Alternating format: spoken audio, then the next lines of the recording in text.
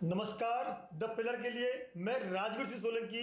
आज हम बात करेंगे सबसे हॉट सीट के उपचुनाव की, जो राजस्थान के खींवसर यानी नागौर जिले और नागौर लोकसभा क्षेत्र में आने वाली खींवसर विधानसभा की है। यहाँ गुरु चेले की टक्कर तो है ही, पर कौन चक्रव्यूह फंसा है?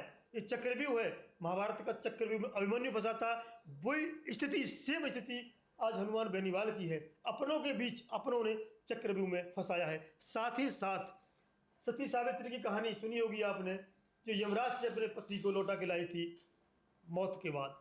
ऐसी ही कहानी खींवसर की है। कोई बहुत ज़्यादा अंतर नहीं है, क्योंकि लिखने वालों ने बस अच्छा लिखा है और दोनों कहानियों को जोड़ करके खींवसर की उपचुनाव जो विधानसभा में होने वाला है, हॉट सीट क्यों बनाई है, बात करेंगे। वहाँ ज़्यादातर ग्रामीण एरिया है। वोटरों की संख्या बात करेंगे तो शहरी 6% के आसपास हैं, और ग्रामीण की बात करें 93 पॉइंट समथिंग, यानी कि करीब करीब 94-95% आबादी ग्रामीण है। और हिंदू मुस्लिम की बात करें तो 9% करीब मुस्लिम हैं और 91 के आसपास हिंदू हैं। एससी की बात करें 23%, एसटी की बात करें तो 0.14% है। बाकी सभी आबादी सवर्णों की है। सबसे ज़्यादा जो चर्चा है इस बात की है, दोनों गुरु चेले थे। ये गुरु चेले की क्यों बात कर रहे हैं? ये कभी खींवसर जो विधानसभा क्षेत्र है हनुमान बेनीवाल गांव से दूसरे गांव में आता है। जब भी हनुमान बेनीवाल 3 बार 4 बार विधानसभा जीते तो कहीं ना कहीं चेले के कंधे पर हाथ धर के जीते। चेला क्यों? खींवसर का रहने वाला है, रेवतराम डाका।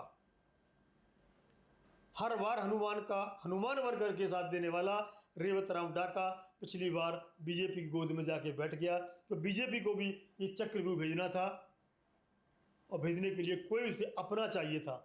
कौन चाहिए था? अपना। हनुमान बेनीवाल का चेला, हनुमान का हनुमान।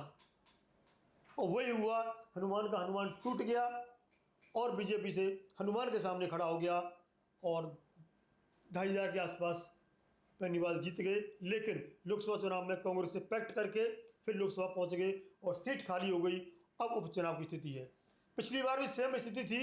हनुमान बेनीवाल खींवसर से विधायक बने थे, फिर लोकसभा पहुंच गए। उपचुनाव हुआ तो उसमें उनका भाई चुनाव लड़ा था, लेकिन इस बार सब जनता ने इकट्ठा होकर के भाई के बजाय पत्नी को, ये देख लीजिएगा, कनका देवी, ये कनका देवी है जो वहाँ से उपचुनाव लड़ रही है। तो स्थिति क्या है उस पर चर्चा करेंगे। हनुमान बेनीवाल क्यों इस चक्रव्यूह में? पूरा चक्रव्यूह है, देखिए आप ये। और ये बताया मैंने कि यमराज के पास से लौटाना पड़ेगा कनका बेनीवाल को। हनुमान बेनीवाल की जो जीत है ना, इस चक्रव्यूह में फंसी हुई है, यमराज से लानी पड़ेगी। इतना मुश्किल है कनका बेनीवाल के लिए इस बार खींवसर का चुनाव का मैदान जीतना। तो दो कहानियों से इसलिए रिलेट किया है कि अपनों ही नहीं अपनों को घेर डाला है इस चक्रव्यूह में। कभी हनुमान की तरह हनुमान के साथ रहते थे, आज वो हनुमान के सामने चक्रव्यूह में फंसाने के लिए खड़े हैं। जो चक्रव्यूह अभिमन्यु को फंसाया था, अपनों ने फंसाया था। और एक बात बता दूँ आपको मैं, सबसे बुरी बात थी अभिमन्यु की मौत के बाद, आपको पता होगी, गरीबों में मरे हुए में लात मारी थी। ऐसा तो फिर नहीं हो सकता, क्योंकि हनुमान बेनीवाल वो शख्सियत हैं, एक फ़ोन तो करे कोई आदमी उसे काम आते हैं। आज खींवसर की जो सड़कें हैं, बिजली है, पानी है, जो 90% सुविधाएं हैं, हनुमान बेनीवाल की जीता जाता उदाहरण है कि उन्होंने वहाँ व्यवस्थाएं कराई हैं। अब बात आती है कौन कौन उसको घेरने के चक्कर में। नाम लिखता हूँ, मुझे कोई दिक्कत नहीं है। पूरी बीजेपी खासतौर पर ज्योति मृधा के नेतृत्व में, ज्योति मृधा कांग्रेस में थी, अब बीजेपी में आ गई है। उनके साथ साथ अब कांग्रेस की बात कर लेते हैं, प्लस पूरी बीजेपी, हरीश चौधरी, ये जो हनुमान बेनीवाल को इस चक्रव्यूह में फंसाना चाहते हैं उनकी बात कर रहा हूं मैं। गोविंद डोडसारा, जो आपने देखा होगा, डोडसारा का एक स्वाफी लेते हैं और जो घुमाते हैं उसको, वो डोडसारा। हनुमान बेनीवाल ने बोल दिया था स्वार्थी घुमाने से काम नहीं होते, काम जमीन पे करने पड़ते हैं। उन प्रतिक्रिया में कहा था कि हमारे सांसद हैं, इंडिया गठबंधन के सांसद हैं, कुछ नहीं बोलूँगा मैं, लेकिन वो बोल नहीं रहे, कर रहे हैं। यहाँ पे चक्रव्यूह फंसा रहे हैं वो।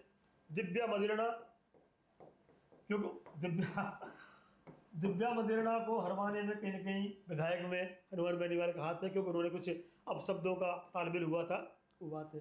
सचिन पायलट का भी नाम है इस लिस्ट में, बता दूं आपको मैं। सचिन पायलट, ये लिस्ट बहुत लंबी है, तो ये नाम है जो इस चक्रव्यूह में इस व्यक्ति को फंसाना चाहते हैं। अब इनके हाथ में देखिए आप, कनका चौधरी के हाथ में एक चक्रव्यूह से बचाना है और यमराज रूपी हार से पति को वापस लाना है।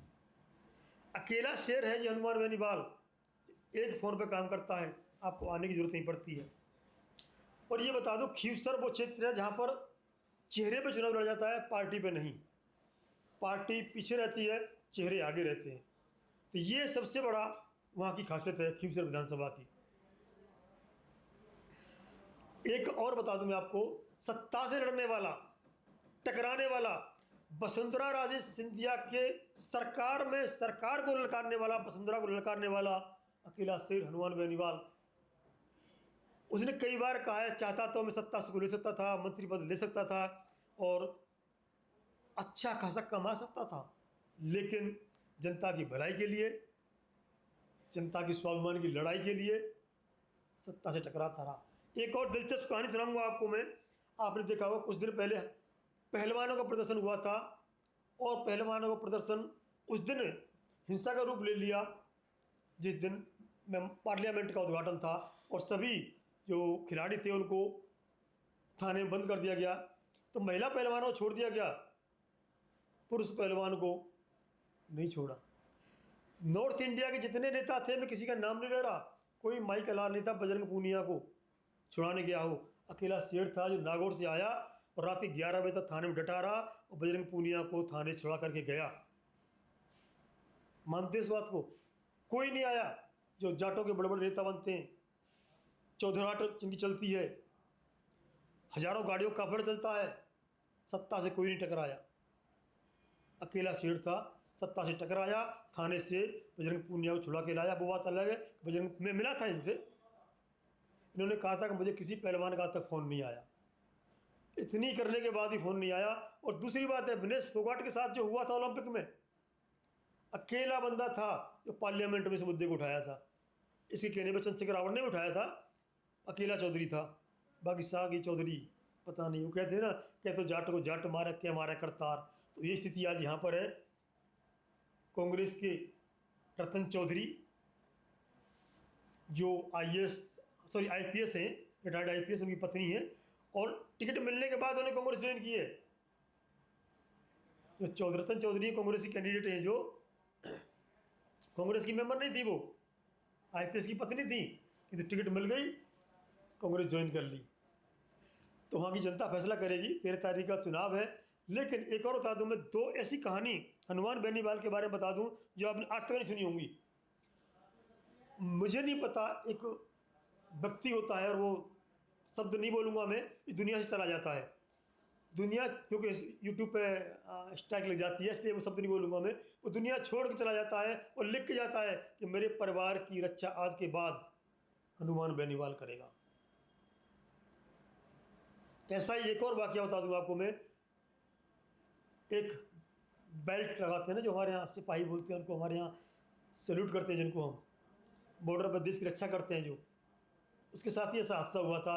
उसने भी बाकायदा लेटर लिखा था, मैं इस दुनिया को छोड़ के जा रहा हूँ, मेरी रक्षा, मेरे परिवार की रक्षा, मेरे परिवार की रक्षा, बच्चों की देखभाल हनुमान बेनीवाल करेगा। कितना भरोसा है जनता को, इस दुनिया को छोड़ने के बाद पीछे कौन देखेगा? हनुमान बेनीवाल। ऐसे नहीं बनते हनुमान बेनीवाल। किंतु मुझे वो शब्द नहीं कहना चाहिए जो राइटर ने लिखा है, तो सारे लोग मुझे पीछे पड़ जाएंगे, क्योंकि बहुत गंदा शब्द लिखा है कि जंगल में अकेला शेर हो, तो कुछ जानवर होते हैं, उनका नाम नहीं लूँगा मैं, शेर को परेशान करते हैं। वो स्थिति आज यहाँ पर है खीवसर में। अकेला शेर है, सारे पीछे पड़ गए। मैं नाम गिना दिए, लिख दिए, बाकी इनको क्या कहेंगे आप, नाम दे दीजिए इनको। राजनीति बड़ी अजीब चीज़ है, किंतु फैसला इनके हाथों में नहीं है, फैसला आपके हाथ में, फैसला जनता के हाथ में है। शेर को शेर बनाना है या मैं नहीं बोलूँगा, जब आपको देना है। कि दो कहानी है चक्रव्यूह की। चक्रव्यूह में क्योंकि अभिमन्यु को घेरने वाला कोई और नहीं था, उसके अपने लोग थे। और ये कहानी भी सती सावित्री सुनी होगी आपने, उस पति को बचाने वाला कोई और नहीं था, उसकी पत्नी थी। तो खींवसर की जनता इन दोनों घटनाओं से, दोनों कहानियों से, दोनों इतिहास की कहानियों से क्या सीखती है और क्या निर्णय लेती है, ये तो 13 तारीख में जब ईवीएम में बटन दबेंगे तभी पता चलेगा। किंतु समझदार जनता है। ये व्यक्ति मुंह का थोड़ा सा कड़वा है, गुस्सा वाला है, ये सब कुछ ठीक है, किंतु फ़ोन पे काम करने वाला है। कई वीडियो मैंने पहले भी डाली थी, इनसे मेरी व्यक्तिगत चर्चा हुई है। फ़ोन पे आप बता दो ये समस्या है, फ़ोन पे समस्या हल करता है।